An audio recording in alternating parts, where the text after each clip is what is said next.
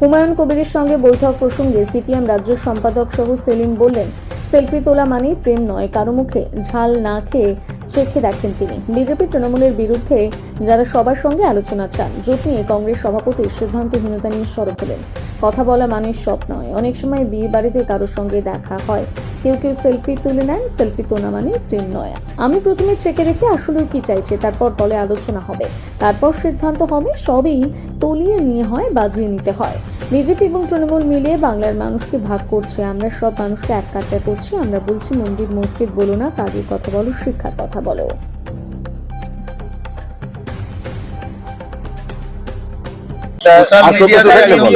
Social মিডিয়াতে সেটা নিয়ে জোর জল্পনা হচ্ছে এবং অনেক চর্চা চলছে, বিরোধিতা করছে। আমাদের রাজ্যের এবং দেশের এবং গোটা বিশ্বের মিডিয়াগুলো কর্পোরেটের হাতে চলে যাওয়াতে মিডিয়ার ক্রেডিবিলিটি নষ্ট হয়ে গেছে। এই জন্য মিডিয়া এখন সোশ্যাল মিডিয়া ধরেই চলছে। এটা তোমাদের অপমান, আমাদের না। কারণ মিডিয়াকে লোকে আর আজকাল না তারা খবর জোগাড় করতে পারে না, খবর দিতে পারে। আর খবর দিলেই মনে করা হয় আদানি হয়ে বলছে না আম্বানি হয়ে বলছে। কারণ আমাদের দেশের বেশিরভাগ মিডিয়া, টেলিভিশন চ্যানেল 70% হচ্ছে আদানি মালিক, নলে আম্বানি মালিক। তোমাদের কোনো দোষ না। আর তাতে তোমাদেরও ক্ষতি হয়েছে। যেমন লেবার কোড নিয়ে এসছে, যেমন মজুরদের মজুরি দিচ্ছে না, তেমন সাংবাদিকদেরও মর্যাদা চলে গেছে। আগে সাংবাদিকদের ওয়েজ বোর্ড হতো, তাদের মাইনে হতো, বোনাস হতো, চাকরি হতো, ছুটি হতো। এখন কিচ্ছু নেই। তাহলে বামপন্থীরা দুর্বল হলে এরকম হয়। এবং এই জন্য সোশ্যাল মিডিয়া হচ্ছে অল্টারনেটিভ মিডিয়া। অল্টারনেটিভ মিডিয়া মানে হচ্ছে স্বাধীন মিডিয়া, কেউ মালিক নয়। এখানে সবাই রাজা, যে যার খুশি বলে যাচ্ছে। সবারই সব কথা বলার অধিকার আছে, বাক স্বাধীনতা আমি বিশ্বাস করি। মোদি বা মমতা এফআইআর করে দেয়, ধরে নেয়, কেন বলছে, সেটা সবাই নিজের স্বাধীনতায় বলতে পারে। তো সিপিআইএম কি করবে সেটা সিপিআইএম এর পার্টি কংগ্রেসে এবং রাজ্য সম্মেলনে সিদ্ধান্ত হয়েছে, সে অনুযায়ী আমরা এগোচ্ছি। হুমায়ুন কবিরের সঙ্গে কি আবার দেখা যাবে আপনার বৈঠক বা আলোচনা কথা? ভবিষ্যৎ কথা আমি কি বলবো? আমি তো কালকে বুঝলাম যে ও কি চায়, যে দল তৈরি করেছে তার লক্ষ্য কি, সেটা আমি সরাসরি মিডিয়া নানা রকমের সিগন্যাল দিচ্ছে। বিভিন্ন রকমের দালাল প্রকৃতির লোকজন থাকে, বিভিন্ন কিছু ভেটেরান সাংবাদিক থাকে, তারা নির্বাচনের সময় সক্রিয় হয়ে গিয়ে এর কথা ওকে বলে, ওর কথা ওকে বলে। আনলাম কারোর মুখে ঝাল খায় না মোহাম্মদ সেলিম।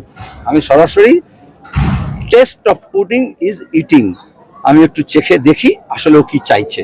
তারপর আমাদের পার্টিতে গিয়ে আমি ব্যাক করবো, আলোচনা করবো, তারপর সিদ্ধান্ত হবে। এটা কি চেক করে নিলেন? হ্যাঁ, এটা কি চেক করে নিলেন? সবই তলিয়ে নিতে হয়, বাজিয়ে নিতে হয়। তুমি একটা জামা কিনতে গেলে 8 বার 4 বার টেনে টুনে দেখো মাপ ঠিক হবে কি হবে না। আর একটা রাতে তুমি করছো, তুমি একটু মাপ দেখ করবে না, তা তো ভুলে পড়ে যাবে, ভুলে যাবে। কোথাও কি সংখ্যালঘু ভোটটা কি এক জায়গায় করতে চাইছেন আপনারা? মানে এই আইএসএফ এর সঙ্গে আমরা গোটা বাংলার মানুষকে এক কাট্টা করতে চাইছি। তুমি সংখ্যালঘু সংখ্যাগুরু আরএসএস কথা বলছো কেন? মানুষকে আগে মানুষের মনে করো। এই ইসিআই মানুষকে মানুষ মনে করছে না বলে, ভোটারকে ভোটার মনে করছে না বলে নাগরিকতার প্রশ্নে নোটিশ দিচ্ছে, হয়রানি করছে। ভাগাভাগি রাজনীতি মানে কি সর্বনাশ হয়, আমরা বাংলাদেশে দেখেছি। এবং এখানেও সেই রাজনীতি করার চেষ্টা হচ্ছে। আমরা তার বিরুদ্ধে, আমরা বিভাজনের বিরুদ্ধে, সবাইকে এক কাট্টা করছি। বিজেপি এবং তৃণমূল মিলে বাংলার মানুষকে ভাগ করেছে। আগে এরকম হিন্দু মুসলমান মন্দির মসজিদ ছিল না। এখন যারাই এরকম হিন্দু মুসলমান মন্দির মসজিদ বলছে তাদেরকে আমরা বোঝাচ্ছি যে ভাই তুমি কাজের কথা বলো, রুটি রুজির কথা বলো, পরিশ্রমের কথা বলো, মজুরির কথা বলো। এই মন্দির মসজিদ হিন্দু মুসলমান করো না। কিন্তু এই বাবরি মসজিদ প্রসঙ্গ নিয়েই তো তোমার কি মনে হলো আমি কি বাবরি মসজিদ বলেছি? যখন বাবরি মসজিদ থেকে তখন আমি গিয়েছি। এখন তোমাকে বললাম, তোমাকে আমি বলছি, ওকে তাই বলেছি যে বেশি মন্দির মসজিদ করো না, হিন্দু মুসলমান করো না, কাজের কথা বলো। রাজনীতিতে শ্রমের কথা বলো, কাজের কথা বলো, শিক্ষার কথা বলো, স্বাস্থ্যের কথা বলো, রুটি রুজির কথা বলো। ভাগাভাগি রাজনীতি ক্ষতি করছে আমাদের। জোট হলে কত সঙ্গে মোহাম্মদ সেলিম কথা বলছেন। এই যে একটা খুব ভালো কথা মনে করলে, এটা মনে পড়লো। তাহলে যখন লোকসভা নির্বাচনের সময় মমতার কথায় বিজেপি তৃণমূলের রাজনীতিকে বাইনারি করার জন্য এই 30-70 বলেছিল, কাটাকাটি কথা বলেছিল, ভাগাভাগি কথা বলেছিল, আমরা তখন বিভাজনের বিরুদ্ধে রাজনীতির কথা বলছিলাম, তখন তোমরা সে কথাটা গুরুত্ব দাওনি, মিডিয়া দেয়নি। রাতারাতি মোদি থেকে আর মিডিয়া সবাই মিলে হইচই আরম্ভ করলো, হুমায়ুন কবিরকে রাজ্যের দেশের নেতা বানিয়ে দিল। দেশ কা নেতা কেসা হুমায়ুন কবির, কারণ তখন অধীর চৌধুরীকে এবং মোহাম্মদ সেলিমকে হারানো দরকার আছে। তো রাজনীতি স্পষ্ট। তাহলে আজকে দাঁড়িয়ে যখন ওটা বলছে না, তখন তোমাদের পুরনো কথা মনে পড়েছে। এটা ভালো, সাংবাদিকরা মনে রাখা উচিত। কিন্তু এখন দাঁড়িয়ে তখন যখন এই কথাটা বলছিল, তখন সে মমতার কোলে ছিল। যে তৃণমূল কংগ্রেস হুমায়ুন কবিরকে এমএলএ করলো, মন্ত্রী করলো, যে হুমায়ুন কবির বিজেপিতে গিয়ে লোকসভার মেম্বার ক্যান্ডিডেট হলো, সেই আবার রাতারাতি আবার যখন ফিরে এলো, আবার তৃণমূল কংগ্রেস তাকে এমএলএ করে দিল। সেসব নিয়ে কোনো সমস্যা নেই। আর কে কাকে চোখ মেরেছে সে নিয়ে তোমাদের চোখে বালি হচ্ছে। দাদা, সুকান্ত মজুমদার বলছে যে আমি ওর কথা শুনতে চাইছি, আমি সাম্প্রদায়িকদের কথা বলছি, তুমি সুকান্ত মজুমদারের কথা বলছো কেন? মোগলদের মধ্যেও আপনার সেলিম ছিল, হুমায়ুন ছিল, এখন তারা এটা বিজেপি আর এস এর রাজনীতি। সুকান্ত মজুমদার তৃণমূলের ওই অধ্যাপক সংগঠন করতো, অথচ আর এস এস। এরকম তৃণমূলের মধ্যে অনেক আর এস এস ঢুকে আছে, প্রথম থেকে আছে, এবং এখন মাঝে মাঝে বেরিয়ে আসছে। তাদের সিলেবাসে এগুলো শেখানো হয়। তারা নাম দিয়ে, খোরাক দিয়ে, পোশাক দিয়ে চেনে। গত বিধানসভা নির্বাচনের সাথে মনে নেই, সব মিডিয়াগুলো পেছন পেছন ঘুরছিল বিজয়বর্গীর বিরুদ্ধে এর সঙ্গে। এখন কোথায় গেল সে বিজয়বর্গী? সে বিজয়বর্গী বলেছিল মিস্ত্রিরা দেখলাম চিড়ে ভিজিয়ে খাচ্ছে, তার মানে ওরা বাংলাদেশি। তো সুকান্ত মজুমদারের তো বাপ ঠাকুরদার এসব শিখে এসছে, মানে রাজনীতিতে। তারা পোশাক দেখে, খোরাক দেখে, চেহারা দেখে। এই যে ত্রিপুরার ওই যে আদিবাসী ছেলেটাকে উত্তরাখণ্ডে পিটিয়ে মারলো আরএসএসরা, কেন মারলো? বললো চোখটা আটান আছে, সুতরাং চিনে। সুতরাং ওদের দলের কথাবার্তা শুনো না, ওরা পোশাক দেখে, খোরাক দেখে, চেহারা দেখে, হচ্ছে তোমার গিয়ে ধর্ম দেখে ওরা পেটাপেটি করে। আমরা তা করি না, আমরা সব ভারতবাসীকে ভারতবাসী মনে করি। অধীর চৌধুরী বলছে যে কে কার সঙ্গে জোট করবে, কে কার সাথে আলোচনা করবে তাদের নিজস্ব ব্যাপার। দল যদি তাকে দায়িত্ব দেয়, কংগ্রেসের হয়ে তিনি আবার গতবার যেমন করেছিলেন এবারও দায়িত্ব নিয়ে তিনি আলোচনা করবেন পার্টির স্বার্থে। এটা কংগ্রেস দলের ব্যাপার। কংগ্রেস দল কাকে দায়িত্ব দেবে এটা কংগ্রেস দল ঠিক করবে। তবে এটা ঠিক, অধীর চৌধুরী যখন সভাপতি ছিলেন তখন বামপন্থীদের সঙ্গে আসন সমঝোতা হয়েছিল। এখন যিনি সভাপতি হয়েছেন শুভঙ্কর বাবু, তার তৃণমূলের প্রতি একটু বেশি দরদ আছে বলে মনে হয়, বা তিনি নিজে সিদ্ধান্ত নিতে পারেন না। এআইসিসি কি করবে তার জন্য অপেক্ষা করছেন। তো সিপিআইএম বা বামফ্রন্ট দীর্ঘদিন অপেক্ষা করে থাকতে পারে না। আমরা বলছি বামপন্থীদের মধ্যে আসন সমঝোতা হচ্ছে, তারপর আমরা এখন লড়াইয়ের ময়দানে নেমে গেছি। এই আজকে পান্ডুয়াতে কর্মী সভা করছি, বুথ কনভেনারদের মিটিং করছি। আমরা কারোর জন্য অপেক্ষা করে থাকবো না, বসে থাকবো?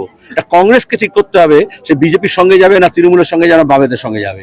তো বাংলার মানুষ চাইছে বিজেপি তৃণমূলের বিরুদ্ধে সবাই একসঙ্গে হোক। সেটা শুভঙ্কর বাবু যদি না চান আর অধীর বাবু যদি চান, সেটা তাদের দলের সমস্যা। সেটা কি কংগ্রেসকে ছাড়াই হবে না? আমি কি তাই বলেছি?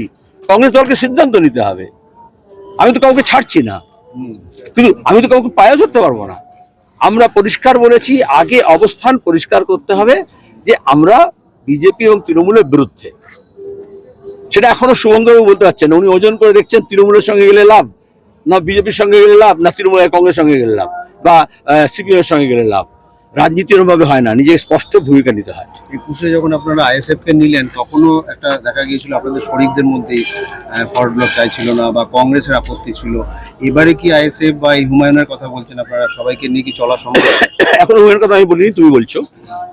আমার জোর করে আমার মুখের মধ্যে ঢুকিয়ে দিও না। আর বামফ্রন্টের মধ্যে আলোচনা করেই সিপিআইএম সিদ্ধান্ত নেয়, এবং বাম শরিকরা মাঝে মধ্যে, বিশেষত ফরওয়ার্ড ব্লক বা আরএসপি মাঝে মাঝে একটু বেসুরে কথা বলে। একটু বেসুরে কথা না বললে তারা যে সিপিএম নয় আলাদা একটা দল কি করে বুঝবে তাহলে তুমি? দাদা যে বৈঠক দেখা যাচ্ছে যে প্রথমত আমাদের বৈঠক হয় আমাদের পার্টি দপ্তরে 31 নম্বর আলিমুদ্দিন স্ট্রিটে। রাজনৈতিকভাবে সমঝোতা, আসন সমঝোতা, ভাগাভাগি এগুলো সব আলিমুদ্দিন স্ট্রিটে হয়, বা অন্য রাজনৈতিক দল যদি কেরম থাকে তাদের সঙ্গে কথা বলা হয়। আমরা সে পর্যায়ে আছি।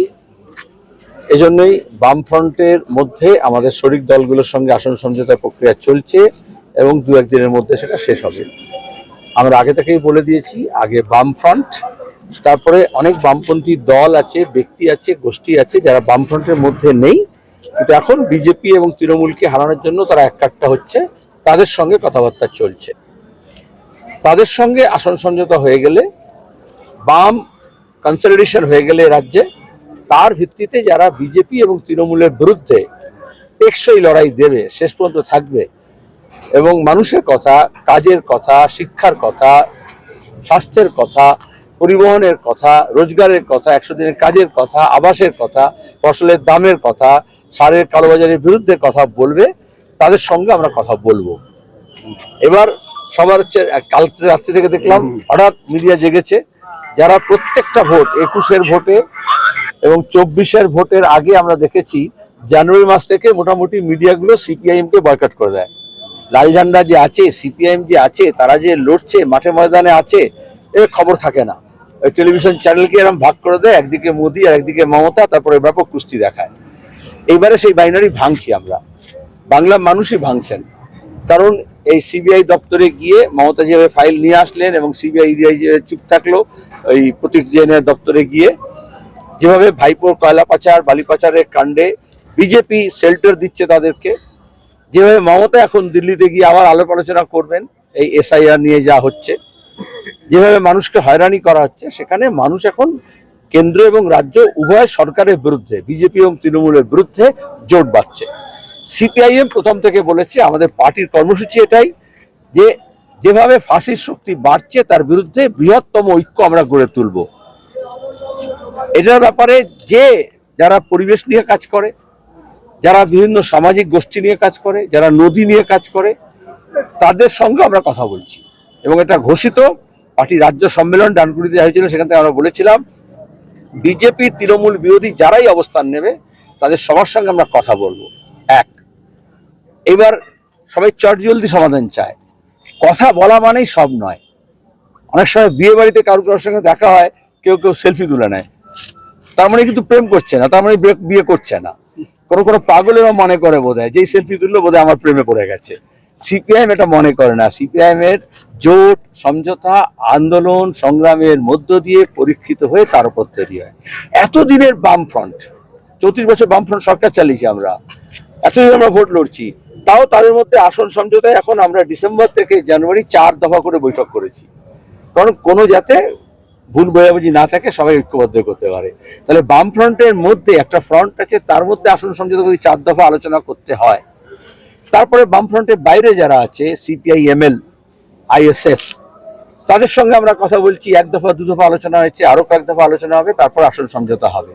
সুতরাং কেউ যদি মনে করে হঠাৎ করে কোথাও রাস্তায় দেখা হলো আর সেখানে দাঁড়িয়ে আসন সমঝোতা জোট হয়ে যাচ্ছে, তারা হয় রাজনীতি বোঝে না, আর তা নাহলে তারা বিজেপি তৃণমূল ওই ইন্ডিয়া ব্লক তৈরি করার সময় যেরকম মিডিয়াতে হইচই করেছিল, গেল রব তোলে, যারা সিপিএম কে দু চোখে দেখতে পারে না, তাদের হচ্ছে এখন অনেক চিন্তা, কারণ তারা মনে করলো সিপিএম এক ঘরে থাকবে। এখন পশ্চিমবঙ্গে কেউ যদি রাজনীতি করতে চায়, সিপিআইএম কে হিসেবে বাইরে রেখে কোনো রাজনীতি করতে পারবে না।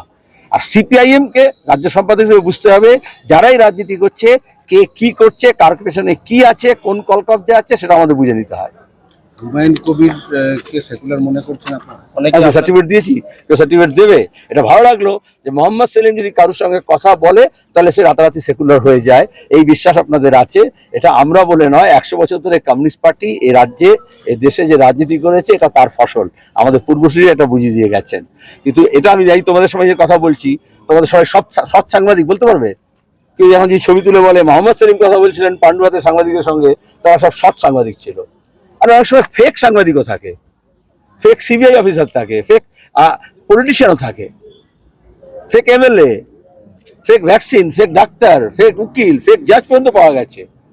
যে দেশে প্রধানমন্ত্রী এবং মুখ্যমন্ত্রীর সার্টিফিকেট জালি থাকে, সেখানে আমরা কাউকে চট করে সার্টিফিকেট দিই না। কিন্তু এইটা নিয়ে তো চর্চা হচ্ছে যে যখন হুমায়ুন কবির